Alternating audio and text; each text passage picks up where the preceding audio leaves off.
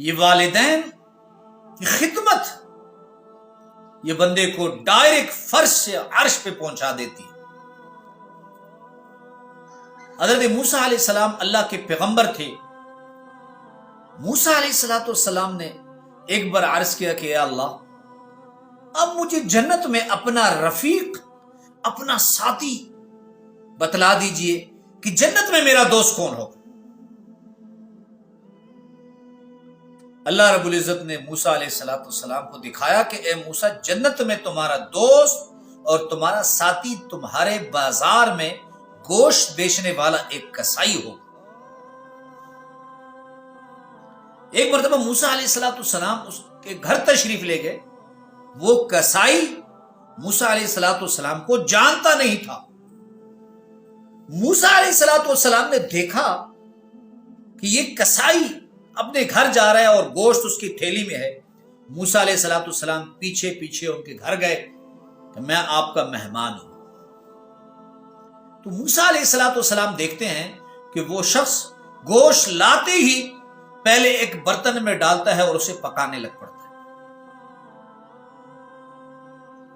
جب اس نے پکایا، اس کے بچی بھی تھی، بیوی بھی تھی، لیکن اس نے اس گوشت کے شوربے میں روٹیاں ڈالی، اسے پیسا اور اس کے بعد کمرے میں جا کر ایک بوڑھی عورت کو اسے کھلانے لگا۔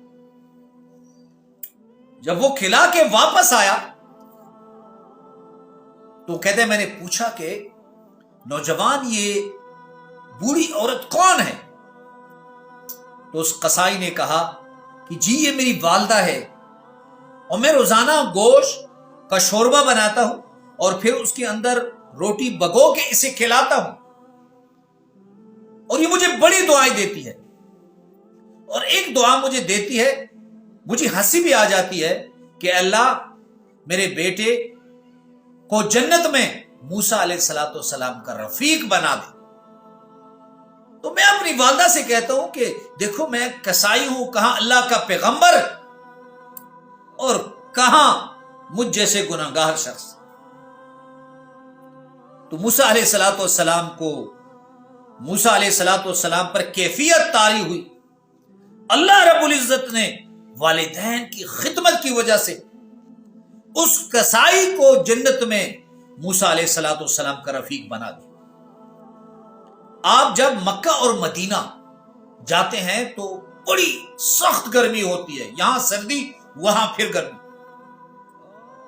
روڈ میں بندر نکلتے ہیں، بندر۔ آپ ان بندروں کو دیکھیں تو بندروں کا جو پچھلا حصہ ہے وہ سارا جل چکا ہوتا ہے۔ وجہ اس کی یہ ہے کہ وہ گرم پہاڑوں پہ بیٹھتے ہیں تو ان کا گوشت جل جاتا ہے۔ حضور نبی کریم صلی اللہ علیہ وسلم کا زمانہ تھا، ایک شخص نے اپنی والدہ کو اپنی پیٹھ پہ بٹھایا اور ننگے پاؤں اس کو طواف کرایا، اور پتھروں کی وجہ سے، گرم پتھروں کی وجہ سے، جو گرمی کی وجہ سے بالکل کالے ہو چکے ہوتے، ان پیروں، ان پتھروں پہ پیر رکھ کر اپنی والدہ کو طواف کرایا، اور گرمی کی وجہ سے پیروں کے نیچے جو بالکل گوشت جو ہے بالکل ہٹ چکا اس سے۔ تو وہ شخص حضور نبی کریم صلی اللہ علیہ وسلم کی خدمت میں حاضر ہوا، یا رسول اللہ یہ میری پیروں کی حالت ہے، میں نے اپنی والدہ کی ایسی خدمت کی، میں نے اس کو طواف کرایا، تو کیا یا رسول اللہ میں نے اپنی والدہ کا حق ادا کر دیا؟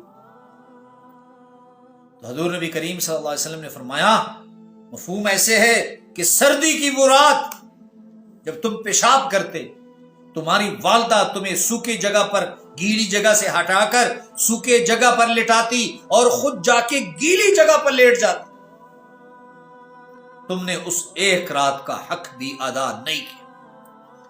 اس لیے تو قرآن فرماتا ہے اف ولا تنہرہما وقل لہما قولا کریما، کہ تم اپنے والدین کو اف تک بھی نہ کہو۔ اف کی کیا صورت ہے کہ مجھے شدید تکلیف ہے، اف مجھے تکلیف ہے، تم اف کہو گے کہ تو والدہ کو تکلیف ہے۔ یا والدین بوڑھے ہو چکے ہیں، وہ بات کو سمجھ نہیں رہے، تو آپ کہیں گے اف میرا تو اپنے دماغ کھا لو۔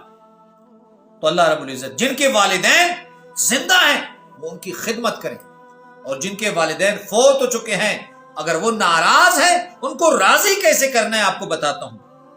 حدیث شریف میں ہے، حضور نبی کریم صلی اللہ علیہ وسلم کی حدیث مبارکہ ہے، من زار قبر ابویہ او احدہما یوم الجمعہ غفر له ما تقدم من ذنبک، جس شخص کے والدین فوت ہو جائے اور وہ اسے ناراض ہو تو جمعے کے دن والدین کی قبر پر حاضری لگاؤ، 1 مرتبہ سورہ فاتحہ، 3 مرتبہ سورہ اخلاص پڑھو، غفر له ما تقدم من ذنبک، اللہ رب العزت آپ کے پچھلے گناہ، اس میں والدین کی ناراضگی کا بھی ایک گناہ ہے، اللہ رب العزت اسے معاف فرما دیں گے۔ وآخر دعوانا الحمدللہ رب العالمین۔